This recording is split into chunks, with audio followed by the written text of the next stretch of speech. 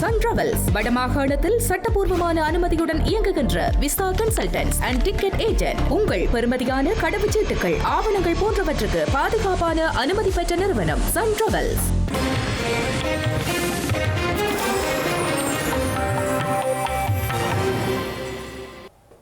வணக்கம். இது ஐபிசி தமிழின் காலை நேர பிரதான செய்திகள். முதலில் தலைப்புச் செய்திகள். பொங்கு தமிழ் பிரகடனத்தின் 25ஆம் ஆண்டு நிறைவு நாள். தீர்மானங்கள் நிறைவேற்றப்படாத நிலையில் மக்கள்.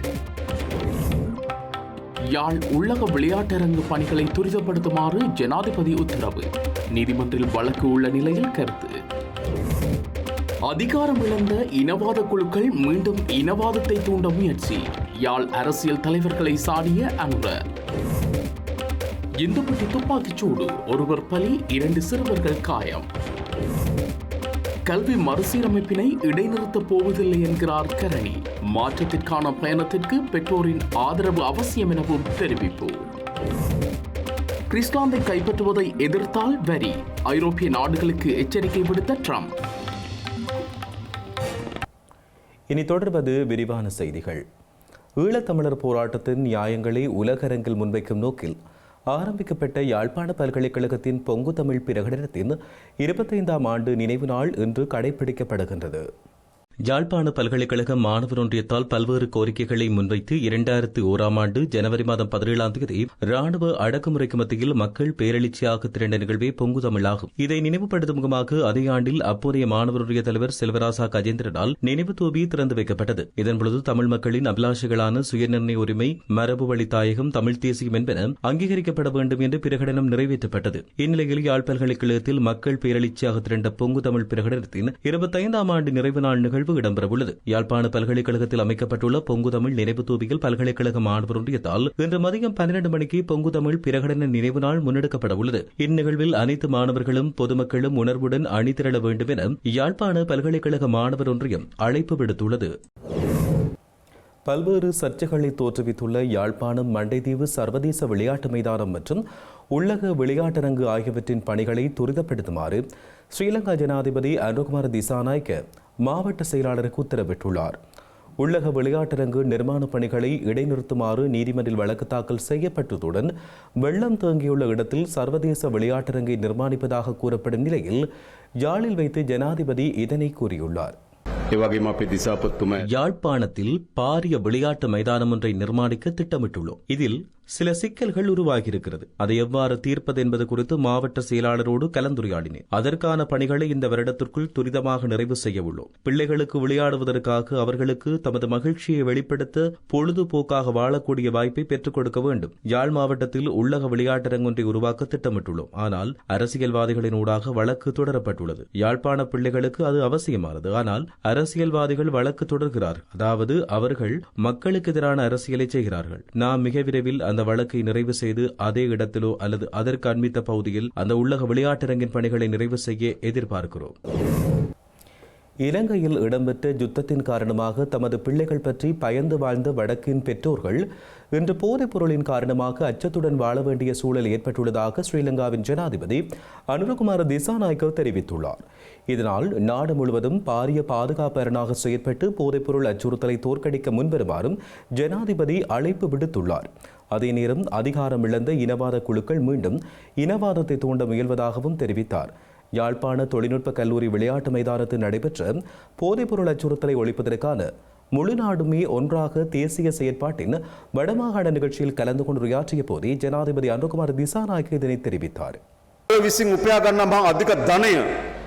எந்த பிரஜை, நகரம், கிராமம், ஏழை, பணக்காரன், சிங்களவர், தமிழர் என்ற வேறுபாடு இல்லாமல் பரவி வரும் இந்த போதைப்பொருள் அச்சுறுத்தலில் இருந்து இளைஞர்களை பாதுகாப்பதற்காக ஆரம்பிக்கப்பட்ட போதைப் பொருட்களை ஒழிப்பதற்கான தேசிய செயற்பாடு பலமாகவே செயல்படுத்தப்படும். இது ஒருபோதும் பின்வாங்கப்படும் ஒரு செயற்பாடாக இருக்காது. எந்த ஒரு இடத்தையும், எந்த ஒரு பிரஜையினையும், எந்த ஒரு நகரம் அல்லது கிராமம் என்ற பேதமும் இன்றி இந்த அச்சுறுத்தல் பரவி இருக்கிறது. இந்த அச்சுறுத்தலை தோற்கடிக்க வேண்டும். நமது பெற்றோர்கள் தமது பிள்ளைகள் குறித்து பாரிய எதிர்பார்ப்புடன் இருக்கிறார்கள். அவர்களை வளர்த்து பாரிய எதிர்பார்ப்புடன் கல்வி புகட்டுகிறார்கள். ஆனால் அவர்களின் அனைத்து எதிர்பார்ப்புகளும் பிள்ளைகளை அடிமையாக்கும் போதைப்பொருள் அச்சுறுத்தலால் வீணாகி வருகிறது. வறியவர்கள், செல்வந்தர்கள் மற்றும் தமிழ், சிங்கள, முஸ்லிம் என்ற பாகுபாடு இல்லாமல் இந்த அச்சுறுத்தல் பரவி இருக்கிறது. இந்த போதைப் பொருளின் ஊடாக பெறப்படும் பெரும் தொகை பணம் எமது அரச பொறிமுறையை ஆக்கிரமித்துள்ளது.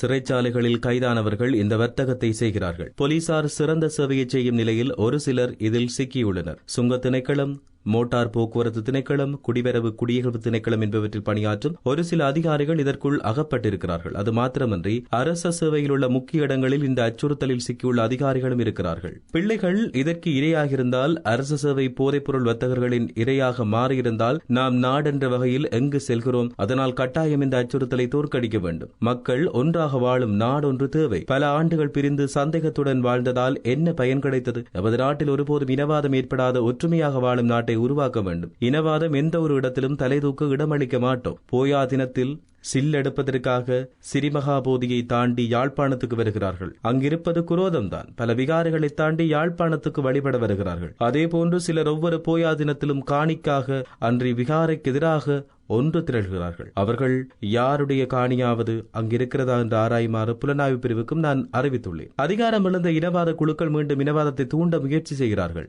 எந்த இனவாதத்துக்கும் இடமளிக்க மாட்டோம். மக்கள் மோதிக்கொள்ளும் நாடன்றி நல்லிணக்கத்தோடு வாழும் நாடே எமக்கு தேவை. ஸ்ரீலங்கா ஜனாதிபதி தலைமையில் கொக்குவில் தொழில்நுட்ப கல்லூரியில் நேற்றைய தினம் இடம்பெற்ற போதைப்பொருள் ஒழிப்பு கூட்டத்திற்கு இலங்கை போக்குவரத்து சபைக்கு சொந்தமான 70 பேருந்துகளில் பொதுமக்கள் பல்வேறு இடங்களில் இருந்து அழைத்து வரப்பட்டமை பேசுபொருளாக மாறியுள்ளது.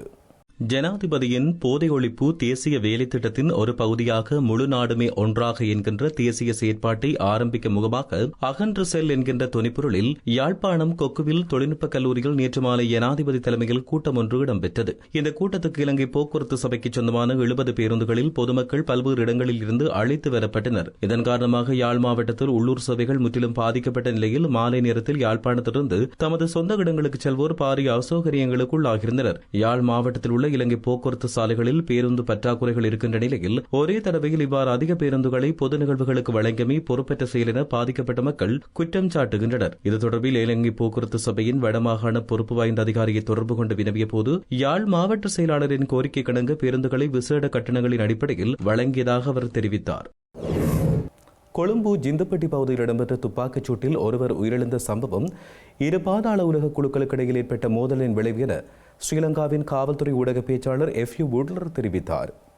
கொழும்பு ஜிந்தப்பட்டி பகுதியில் நேற்றிரவு நடைபெற்ற துப்பாக்கிச் சூட்டில் 3 காயமடைந்த நிலையில் கொழும்பு தேசிய மருத்துவமனையில் அனுமதிக்கப்பட்டுள்ளனர். அவர்களின் 44 வயதுடைய நபர் ஒருவர் சிகிச்சை பலனின்றி உயிரிழந்துள்ளார். அத்துடன் சம்பவத்தில் 4 வயதுடைய சிறுவனும் 3 வயது சிறுமியும் துப்பாக்கிச் சூட்டுக்கு இலக்காகி காயமடைந்ததோடு அவர்கள் சிகிச்சைக்காக கொழும்பு சீமாட்டி ரிச்வே சிறுவர் வைத்தியசாலையில் அனுமதிக்கப்பட்டனர். இரு பிள்ளைகளின் நிலைமை சீராக உள்ளதாகவும் மருத்துவக் குழுவினர் பிள்ளைகளுக்கு தேவையான சிகிச்சைகளை அளித்து வருவதாகவும் காவல்துறை ஊடக பேச்சாளர் தெரிவித்தார். இதேவேளை சந்தேக நபர்கள் முச்சக்கர வண்டியில் சென்று துப்பாக்கிச்சூடு நடத்திவிட்டு தப்பிச் சென்றதாகவும் தெரிவித்தார். இந்நிலையில் சம்பவம் தொடர்பாக 3 காவல்துறை குழுக்கள் விசாரணைகளை ஆரம்பித்துள்ளதாகவும் காவல்துறை ஊடக பேச்சாளர் வுட்லர் தெரிவித்துள்ளார்.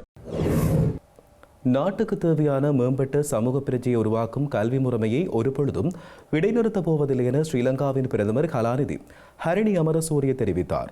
கல்வி மறுசீரமைப்பின் எதிர்கால நடவடிக்கை குறித்து சிலாபம் கல்வி வலய அதிகாரிகளுக்கு தெளிவுபடுத்தும் நிகழ்வில் கலந்து கொண்டு உரையாற்றும் போது பிரதமர் இதனை தெரிவித்தார். தேசிய மக்கள் சக்தி அரசாங்கம் இந்த நாட்டை பொறுப்பேற்ற போது மாற்றத்தை ஏற்படுத்த வேண்டிய மிக முக்கியமான துறையாக கல்வித்துறை இலக்கு வைக்கப்பட்டதாக பிரதமர் ஹரணி அமரசூரிய தெரிவித்தார். இவ்வாறான சமூக மாற்றங்களை செய்யும் போது சிலரின் எதிர்ப்புகள் எழக்கூடும் என்றும் எவ்வாறாயினும் சிறுவர் பாதுகாப்பு கொள்கை கட்டமைப்புக்குள் புதிய கல்வி மறுசீரமைப்பு நடைமுறைப்படுத்தப்படும் என்றும் அவர் தெரிவித்தார். தவறுகளை அடையாளம் கண்டு அவற்றை தீர்த்துக் கொண்டு செல்லும் புதிய கல்வி முறைமையில் சிறுவர்களுக்கு தொழில்நுட்பத்தை அறிமுகப்படுத்துவது, சிறுவர் பாதுகாப்பு கொள்கைகள் பாதுகாக்கப்படும் வகையில் ஒரு குறிப்பிட்ட கட்டமைப்புக்குள் மேற்கொள்ளப்பட வேண்டும் என்றும் தெரிவித்தார். தொழிற்கல்விக்காக அதிகளவான வரவு செலவு திட்ட நிதி ஒதுக்கீடு செய்யப்பட்டுள்ளதாகவும் இந்த கல்வி மறுசீரமைப்பினூடாக அது மேற்கொள்ளப்பட்டது என்றும் பாடசாலைகளுக்கு இடையில் நிலவும் டிஜிட்டல் சமத்துவமின்மை மற்றும் உட்கட்டமைப்பு வசதி பிரச்சினைகளை நீக்குவதற்காக தற்பொழுது உரிய வேலை திட்டம் முன்னெடுக்கப்பட்டு வருவதாகவும் அவர் தெரிவித்தார். தரமாறு கல்வி மறுசீரமைப்புகளை தற்காலிகமாக இடைநிறுத்தியதன் மூலம் அநீதிக்குள்ளான மாணவர்களுக்கு விரைவில் நியாயத்தை பெற்றுக் கொடுக்க நடவடிக்கை எடுப்பதாக பிரதமர் தெரிவித்தார். மாற்றத்தினை நோக்கி கல்வியை கொண்டு செல்லும் பயணத்தில் அதற்கான மக்களின் அங்கீகாரம் மிக முக்கியமானது என்றும் பிரதமர் ஹரணி அமரசூரிய மேலும் தெரிவித்தார். மட்டக்களப்பு புதூர் பிரதேசத்தில் உள்ள மதுபான சாலையின் முகாமியாளர் மீது தாக்குதல் நடத்திய சம்பவம் தொடர்பில் ஒருவர் கைது செய்யப்பட்டதோடு தலைமறைவாய்க்குள்ளே ஏனைய 2 தேடி காவல்துறையினர் தேடுதல் நடவடிக்கைகளை ஆரம்பித்துள்ளனர். மட்டக்களப்பு புதூர் பிரதேசத்தில் உள்ள மதுபான சாலையில் அந்த பகுதியைச் சேர்ந்த 4 பேர் கொண்ட குழுவினர் சென்று மதுபானம் அருந்தியுள்ளனர். அருந்திய மதுபானத்துக்கான பணத்தை அந்த முகாமையாளர் கேட்டபோது அவர் மீது மதுபான போத்தலால் தாக்குதல் நடத்தியுள்ளனர். இதன்பொழுது படுகாயமடைந்த முகாமையாளர் வைத்தியசாலையில் அனுமதிக்கப்பட்டதை அடுத்து தாக்குதல் நடத்தியோர் அங்கிருந்து தப்பியோடியுள்ளனர். இதைத் தொடர்ந்து தாக்குதல் நடத்தியவர்களை காவல்துறையினர் தேடி வந்த நிலையில் தலைமறைவாகியிருந்த ஒருவரை நேற்று கைது செய்துள்ளதோடு ஏனைய 2 பேரையும் தேடி வருவதாக காவல்துறையினர் தெரிவித்தனர். தமிழ்நாடு சட்டமன்ற தேர்தலில் யாருடன் கூட்டணி அமைப்பது என்பது தொடர்பில் காங்கிரஸ் கட்சியின் ஆயத்த கூட்டம் டில்லியில் இன்று நடைபெறவுள்ளது. அகில இந்திய காங்கிரஸ் தலைமையுமான டெல்லி இந்திரா பவனில் 2026 தமிழ்நாடு சட்டமன்ற தேர்தல் குறித்து ஆயத்த கூட்டம் இன்று மாலை 4 மணிக்கு நடைபெறவுள்ளது. அகில இந்திய காங்கிரஸ் தலைவர் மல்லிகார்ஜுன கார்கே, நாடாளுமன்ற மக்களவை எதிர்க்கட்சித் தலைவர் ராகுல் காந்தி ஆகியோர் இதில் பங்கேற்க உள்ளனர். கூட்டத்தில் தமிழ்நாடு காங்கிரஸ் தலைவர் செல்வ பெருந்தகை, சட்டமன்ற காங்கிரஸ் தலைவர் ராஜேஷ்குமார், தமிழ்நாடு காங்கிரஸ் முன்னாள் தலைவர்கள் உள்ளிட்ட பலர் பங்கேற்க உள்ளனர். திமுக கூட்டணியில் தொடர்ந்தால் கூடுதல் ஆசனங்களை கோருவது தொடர்பாகவும் ஆலோசனை நடைபெறவுள்ளது. இந்த ஆலோசனை கூட்டத்திற்கு பின்னர் சென்னையில் 19ஆம் தேதி காங்கிரஸ் மாநில செயற்குழு பொதுக்குழு கூட்டம் நடைபெறவுள்ள நிலையில் இன்று எடுக்கப்படும் முடிவு செயற்குழுவில் தெரிவிக்கப்பட்டு ஒப்புதல் பெற திட்டமிடப்பட்டுள்ளது. செயற்குழுவிற்கு பின்னர் கூட்டணி குறித்து அதிகாரப்பூர்வ அறிவிப்பை காங்கிரஸ் வெளியிடவுள்ளதாக தெரிவிக்கப்பட்டுள்ளமை குறிப்பிடத்தக்கது. அமெரிக்கா கிரீன்லாந்தை கைப்பற்றுவதை எதிர்ப்பவர்கள் மீது வரி விதிக்கப்படும் என அமெரிக்க ஜனாதிபதி டொனால்டு ட்ரம்ப் எச்சரிக்கை விடுத்துள்ளார். ஐரோப்பிய நாடான டென்மார்க்கின் ஒரு பகுதியாக இருந்தாலும் தன்னாட்சி அதிகாரம் பெற்ற மிகப்பெரிய தீவு நாடாக கிரீன்லாந்து காணப்படுகிறது. ரஷ்யா மற்றும் சீனாவின் ஆதிக்கத்தை ஆர்டிக் பகுதியில் தடுக்க கிரீன்லாந்து அமெரிக்காவின் கட்டுப்பாட்டில் இருப்பது அவசியம் என்று அமெரிக்க ஜனாதிபதி டொனால்டு ட்ரம்ப் தெரிவித்தார். இதற்கு கிரீன்லாந்து, டென்மார்க் மற்றும் ஐரோப்பிய நாடுகள் கடும் எதிர்ப்பு தெரிவித்து வருகின்றன. கிரீன்லாந்தை இணைப்பதற்கான சட்டமூலம் அமெரிக்க நாடாளுமன்றில் தாக்கல் செய்யப்பட்டுள்ளது. இந்நிலையில் வெள்ளை மாளிகையில் சுகாதார பாதுகாப்பு தொடர்பான நிகழ்வில் உரையாற்றிய ட்ரம்ப் தேசிய பாதுகாப்புக்கு கிரீன்லாந்து அவசியமானது என்றும் அதற்கு உடன்படாத நாடுகள் மீது வரி விதிக்கப்படும் என்றும் தெரிவித்தார். இதேவேளை கிரீன்லாந்துக்கு பிரான்ஸ் மற்றும் நோர்வே ஏற்கனவே துருப்புக்களை அனுப்பிய நிலையில் ஜெர்மனி, பின்லாந்து, ஸ்வீடன், பிரித்தானியா மற்றும் நெதர்லாந்து உள்ளிட்ட நாடுகளும் கிரீன்லாந்துக்கு படைகளை அனுப்பும் நோக்கத்தை அறிவித்துள்ளதாக தெரிவிக்கப்படுகிறது. செய்திகளின் நிறைவாக இனி மீண்டும் தலைப்புச் செய்திகள். பொங்கு தமிழ் பிரகடனத்தின் 25ஆம் ஆண்டு நிறைவு நாள். தீர்மானங்கள் நிறைவேற்றப்படாத நிலையில் மக்கள். யாழ் உள்ளக விளையாட்டரங்கு பணிகளை துரிதப்படுத்துமாறு ஜனாதிபதி உத்தரவு. நீதிமன்றில் வழக்கு உள்ள நிலையில் கருத்து. அதிகாரம் இழந்த இனவாத குழுக்கள் மீண்டும் இனவாதத்தை தூண்ட முயற்சி. யாழ் அரசியல் தலைவர்களை சாடிய அனுர. இந்துப்பட்டி துப்பாக்கிச் சூடு, ஒருவர் பலி, 2 சிறுவர்கள் காயம். கல்வி மறுசீரமைப்பினை இடைநிறுத்தப் போவதில்லை என்கிறார் கரணி. மாற்றத்திற்கான பயணத்திற்கு பெற்றோரின் ஆதரவு அவசியம் எனவும் தெரிவிப்பு. கிரீன்லாந்தை கைப்பற்றுவதை எதிர்த்தால் வரி, ஐரோப்பிய நாடுகளுக்கு எச்சரிக்கை விடுத்த ட்ரம்ப். இத்துடன் ஐபிசி தமிழின் இன்றைய காலை நேர பிரதான செய்திகள் நிறைவடைகிறது. உடனுக்குடன் நீங்கள் செய்திகளை அறிந்து கொள்ள ibctamil.com என்ற எமது இணையதளத்தை பார்வையிடுங்கள். வணக்கம்.